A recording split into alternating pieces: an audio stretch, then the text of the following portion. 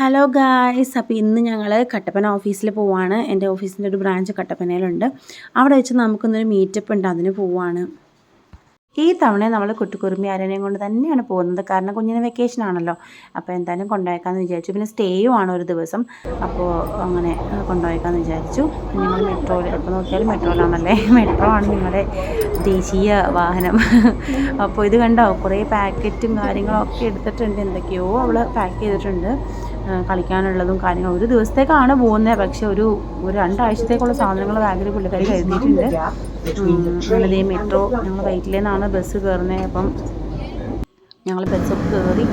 ബസ്സൊരു എന്താ പറയുക, നീലിമംഗലമൊക്കെ എത്തിയപ്പോഴേക്കും ആ ഒരു വഴി ഞങ്ങൾ പോയി കേട്ടോ. പെരുമ്പാവൂർ, നീലിമംഗലം, കോതമംഗലം, നീലിമംഗലം, പിന്നെ കട്ടപ്പന, ആ ഒരു റൂട്ടാണ് ഞങ്ങൾ പോയത്. അപ്പോൾ എന്താ പറയുക, വഴിയിലൊക്കെ ഇങ്ങനെ റോഡ് വീതി കൂട്ടുന്നതിൻ്റെ തിരക്കും കാര്യങ്ങളൊക്കെ ആയിരുന്നു. അപ്പോൾ ആ ഒരു പോർഷൻ എത്തിയപ്പോൾ ബസ് പതുക്കെയാണ് പോയത് കേട്ടോ. പിന്നെ പിള്ളേരെന്താ പറയുക, ഇരുന്ന് വേര് മുളച്ചു. എല്ലാ മെയിൻ സ്റ്റേഷനുകളിലും ബസ് നിർത്തി. പിന്നെ ഞങ്ങൾ ജ്യൂസ്, കുറച്ച് കട്ട്ലേറ്റ്സ്, അങ്ങനെ കുറച്ച് സാധനങ്ങളൊക്കെ വാങ്ങിച്ച് കഴിച്ചായിരുന്നു. അങ്ങനെ ബസ് മല കയറിക്കൊണ്ടിരിക്കുകയായിരുന്നു. പിന്നെ ഏതൊക്കെയോ ഈ ബസ് റൂട്ട് ആവുന്നത് കൊണ്ട് നമുക്കിങ്ങനെ എന്താ പറയുക, നമുക്കറിയില്ല ഏതൊക്കെയോ വഴി കൂടിയാണ് പോകുന്നത്. ആൾവാസമൊന്നും ഇല്ലാത്ത സ്ഥലത്തെ കൂടെയൊക്കെയാണ് ബസ് പോയത്. ഇപ്പോൾ നമ്മൾ തൊടുപുഴ വഴിയൊക്കെ പോവുകയാണെങ്കിൽ, മൂലമറ്റം, മുട്ടമ്മ വഴി പോവുകയാണെങ്കിൽ പിന്നെയും കുറച്ചൊക്കെ ഇതിന് തീരെ കാടായിരുന്നു കേട്ടോ, കംപ്ലീറ്റ് കാടായിരുന്നു. പിന്നെ എന്താ പറയുക, മലകളൊക്കെ കണ്ടു. എൻ്റെ ഷോർട്സിൽ ഓൾറെഡി ഞാൻ ഇതിട്ടിട്ടുണ്ടായിരുന്നു ഈ ഒരു പോർഷൻ. അപ്പോൾ അങ്ങനെ ഞങ്ങൾ കാടും മലയും താണ്ടി പോയിക്കൊണ്ടിരിക്കുകയായിരുന്നു.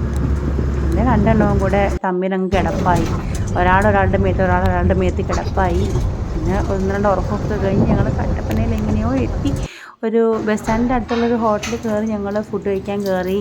അപ്പോഴേക്കും അനുവും ആനന്ദും ഞങ്ങളുടെ ഓഫീസിലെ സ്റ്റാഫ്സാണ്, അവരവിടെയാണ് വർക്ക് ചെയ്യുന്നത്. അപ്പോൾ അവർ വന്ന് ഞങ്ങൾ ഹോട്ടലിലൊക്കെ കൊണ്ടുപോയി. പിന്നെ എന്തൊക്കെയോ വലിച്ചു കഴിച്ചു.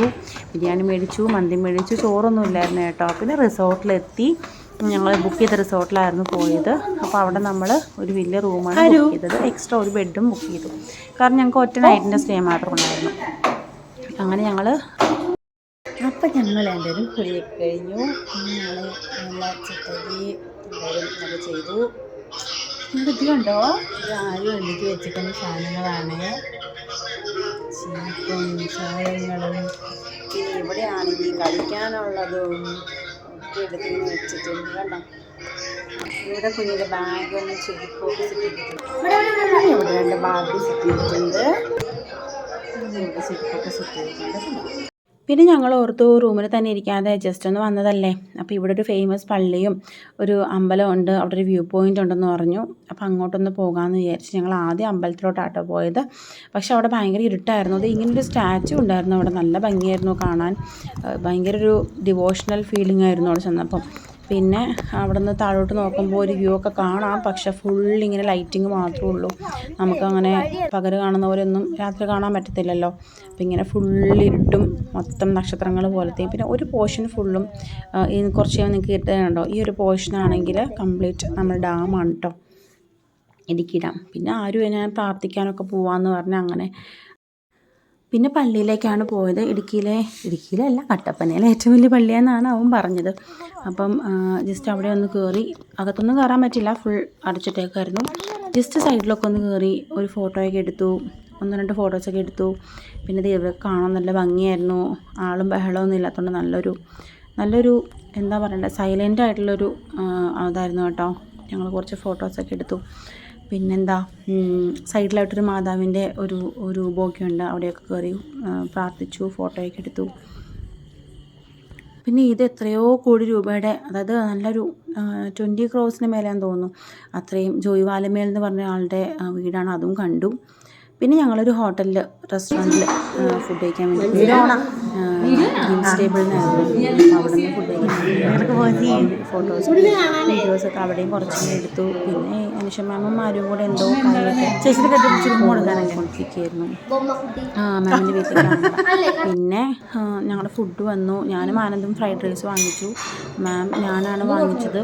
അതുപോലെ ആര് പൊറോട്ട വാങ്ങിച്ചു, നന്ദൂട്ടി പിന്നെ ബീഫും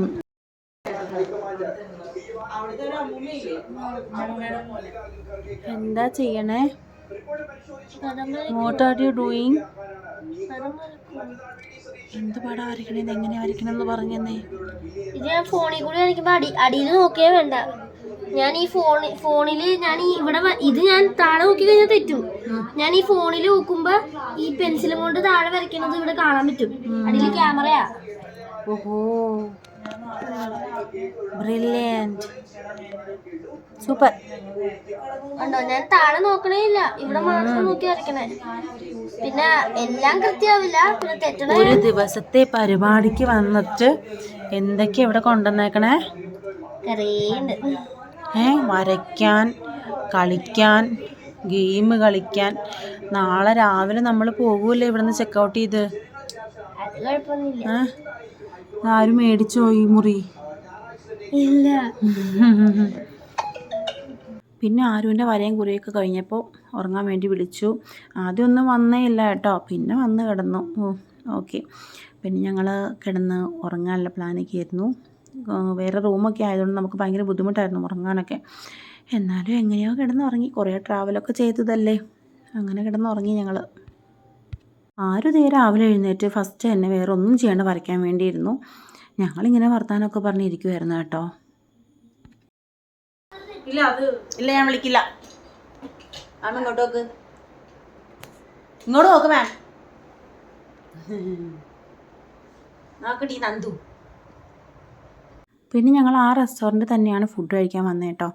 അപ്പം ഞങ്ങൾ എന്താ പറയുക, എന്തൊക്കെയാണ് കഴിക്കാനുള്ളതെന്ന് ചോദിച്ചപ്പോൾ അപ്പം ഇടിയപ്പം ഒക്കെയാണ് അവർ പറഞ്ഞത്. മുട്ടക്കറിയും പിന്നെ കടലക്കറിയും. അയ്യോ, കടലക്കറി 5 പൈസയ്ക്ക് ഉള്ളില്ലായിരുന്നു കേട്ടോ. എന്താ പറയുക, അയ്യോ ഒട്ടും കുഴപ്പമില്ലായിരുന്നു.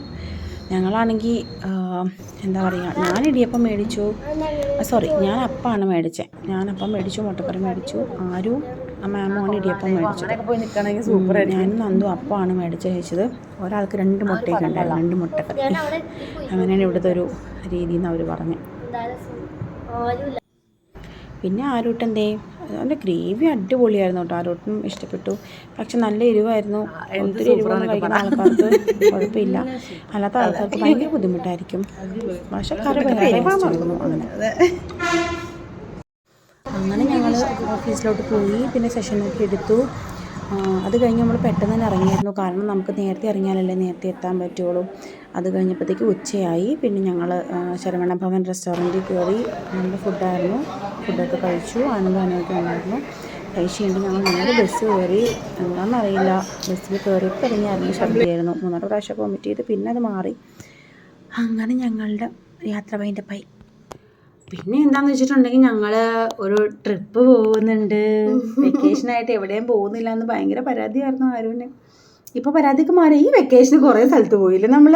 ചെറുതായിട്ടും വലുതായിട്ടൊക്കെ കുറച്ച് സ്ഥലത്തൊക്കെ പോയി. അടിച്ചു പൊളിക്കാം. ഇനിയിപ്പോൾ സ്കൂളിൽ പോയി പറയാൻ സ്റ്റോറിയൊക്കെ ആയില്ലേ, അവിടെ പോയി ഇവിടെ പോയി എന്നൊക്കെ. ഓക്കെ, അത് മതി. അങ്ങനെയാണെങ്കിൽ നമുക്ക് ഇനി ട്രിപ്പിന് പോയിട്ട് ഞങ്ങൾ അതിൻ്റെ വീഡിയോ ഇടാം കേട്ടോ. ഞങ്ങൾ കിടക്കാൻ പോവാം. Okay, bye, good night, sweet dreams.